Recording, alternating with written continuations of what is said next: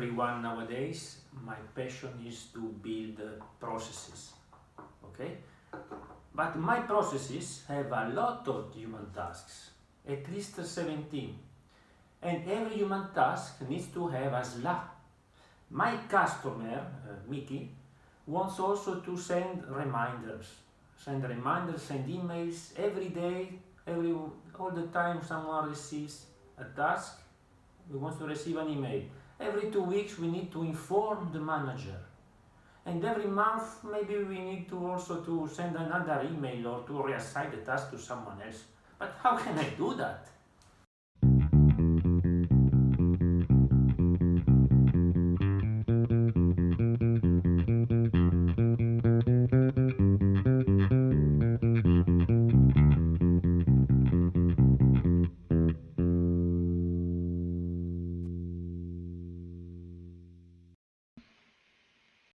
Hi Toyo, nice to meet you.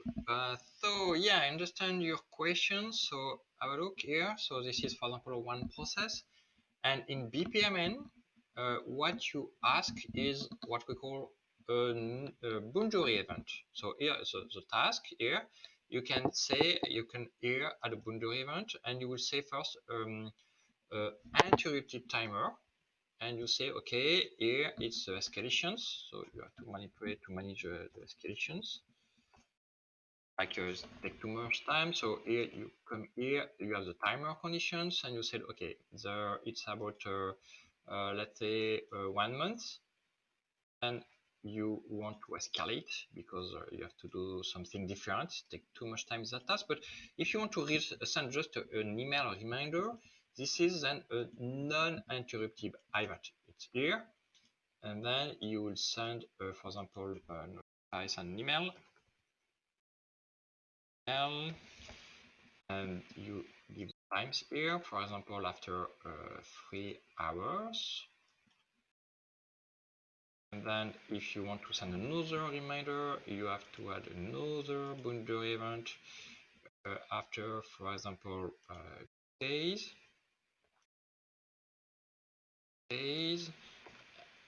Okay, and then you have to anything, lot of items, and then you have to add a new boundary event after, for example, 1 week. So it's 7 days.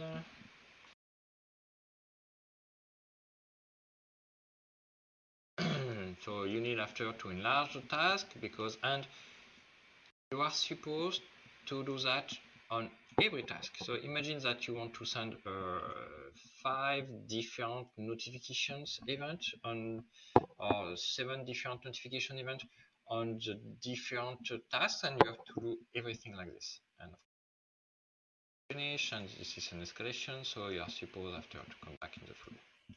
Okay? Okay, I get it. Okay, boundary, interruptive event, non-interruptive event. But then what should I do? Should I create for every human task a boundary event?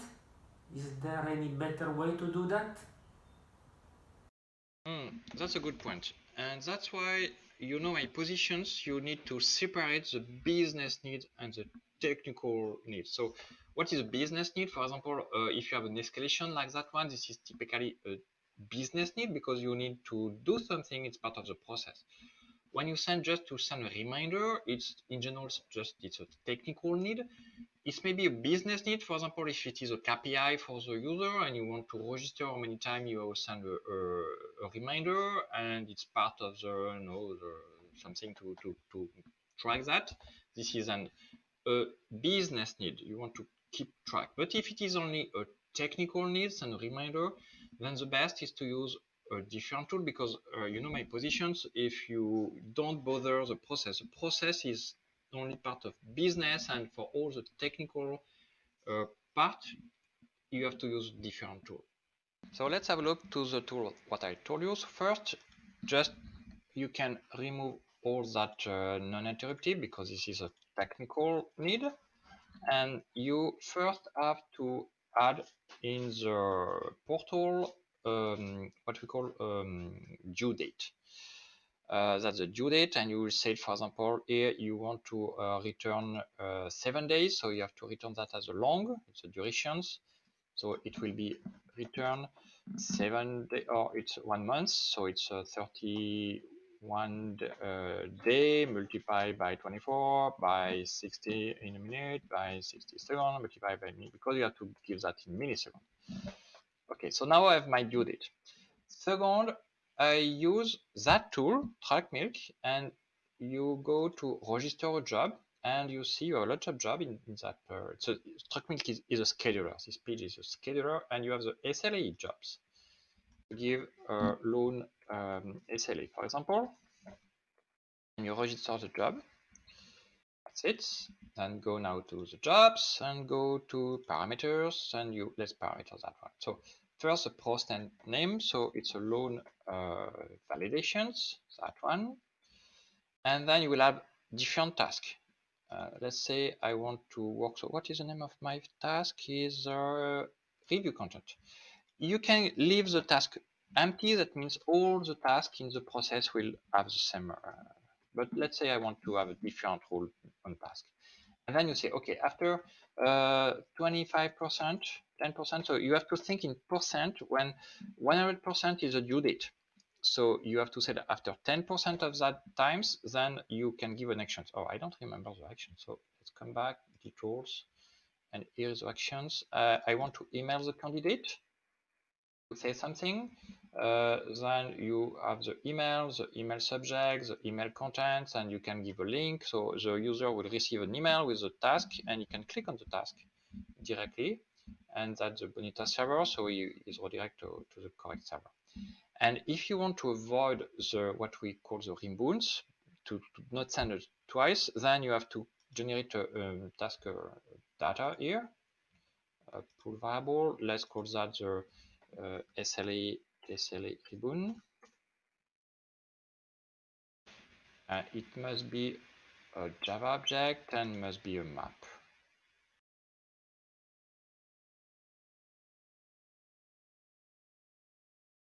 It must be start with a case and without any space, of course. Copy that, finish, and register to that. So you give that variable to the job, and it will do the job. So here you can do an email, so you can have multiple task after the same, and you can send something. And look, if you want, you can go to more than 20%. That means you are over the due date and you can do something, and you have all that different actions here.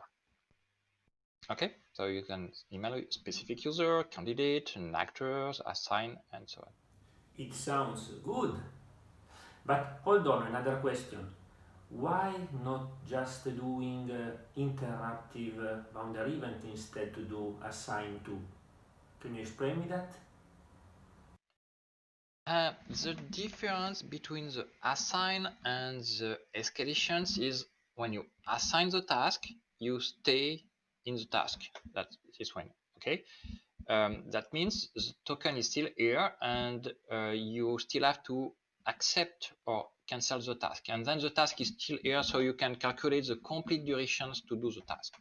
When you do an escalation with a boundary event here, the task is closed, is finished, and you move to that task.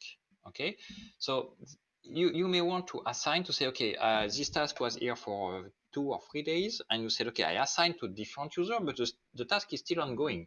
And at the end, you can calculate the number of times that you need to execute that task. When you do an escalation, the task is over, and after 3 days, you say, okay, the task was cancelled, and due to the escalations, and I just calculate it take 3 days, and I don't have any answer in 3 days. In the first case, you can say, okay, I assign to, after 3 days, I assign to a different user, and the new user can do the job in 1 day. So total, my task take 4 days, but I can do it. Okay, so for the KPI and for the business, every time back to the business, what do you want and what do you need? Lack of boundary invites lack of respect.